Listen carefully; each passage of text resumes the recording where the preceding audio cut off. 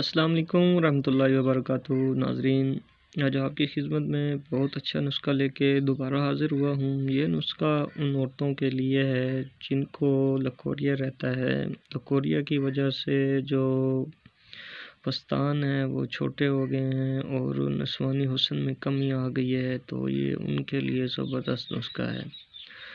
ایسی عورتیں جن کو لکوریا رہتا ہے ان کے لیے یہ بہت سستا نسخہ بھی ہے اور بنانے میں بھی بہت آسان ہے۔ یہ بنائیں اور دعاؤں میں یاد رکھیں۔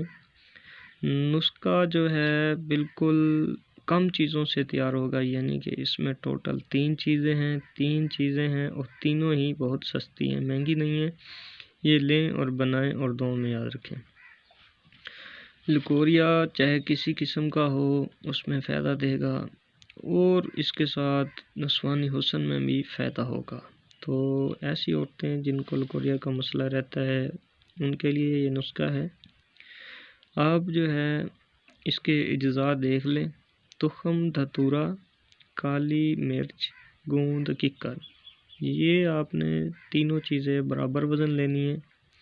برابر وزن لے کر صاف کر کے ان کا باریک صفوف بنا لیں اور چھوٹی مکھی کا شہد خالص لے کر کالی مرچ کے برابر گولیاں بنا لیں۔